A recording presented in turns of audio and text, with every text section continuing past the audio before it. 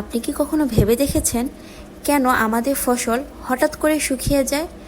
এমনকি যখন আবহাওয়া ভালো থাকে কোনো পরিচিত কীটপতঙ্গ বা রোগ পাওয়া যায় না।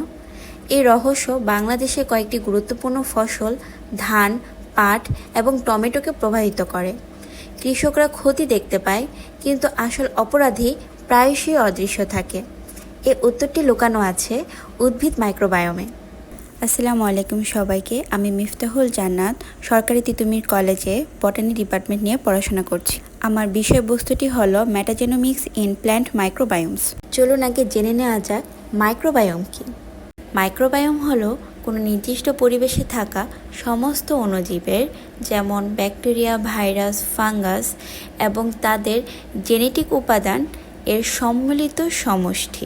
উদ্ভিদ বিভিন্ন ধরনের অণুজীব সম্প্রদায়ের সঙ্গে অবস্থান করে, যাদের সম্মিলিতভাবে উদ্ভিদ মাইক্রোবায়োমও বলা হয়। এই অণুজীব সমূহ উদ্ভিদের বৃদ্ধি, পুষ্টি গ্রহণ, পরিবেশগত চাপ সহনশীলতা এবং রোগ প্রতিরোধে গুরুত্বপূর্ণ ভূমিকা পালন করে। তাদের সম্পর্ক অনুযায়ী এরা হতে পারে উপকারী, নিরপেক্ষ বা রোগ জীবাণু অর্থাৎ প্যাথোজেনিক। তবে এখানে মেটাজেনোমিক্সের কাজ কি? মেটাজেনোমিক্স এমন একটি পদ্ধতি যেখানে পরিবেশ থেকে সরাসরি সংগৃহীত জেনেটিক উপাদান বা ডিএনএ এর অধ্যয়ন করা হয়।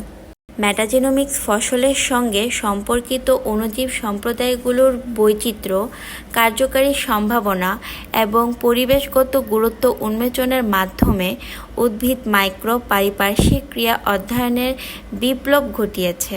কালচারিং ছাড়াই পুরো মাইক্রোবায়োম বিশ্লেষণ করার ক্ষমতা উপকারী অণুজীবগুলোর সম্পর্কে অন্তর্দৃষ্টি দিয়েছে, যেগুলো পুষ্টি গ্রহণ বৃদ্ধি, স্ট্রেস সহনশীলতা উন্নয়ন এবং উদ্ভিদ রোগ জীবাণু দমন করে।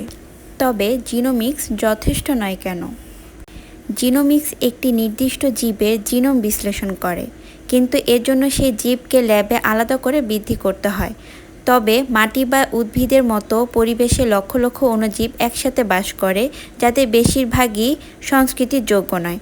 ফলে জিনোমিক্স দিয়ে পুরো বৈচিত্র্য বোঝা সম্ভব নয়, শুধু মেটাজেনোমিক্সের মাধ্যমেই সম্ভব।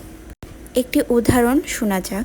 প্রোটিওব্যাকটেরিয়া, ব্যাসিলাস, ট্রাইকোডার্মা এরা পুষ্টি সরবরাহ করে, রোগ দমন করে আর উদ্ভিদকে শক্তিশালী করে। মেটাজেনোমিক্সের ধারাবাহিক অগ্রগতি ভবিষ্যতে নির্ভুল কৃষি গড়ে তুলবে, যা টেকসই খাদ্য উৎপাদন ও বৈশ্বিক খাদ্য নিরাপত্তা নিশ্চিত করতে গুরুত্বপূর্ণ ভূমিকা পালন করবে।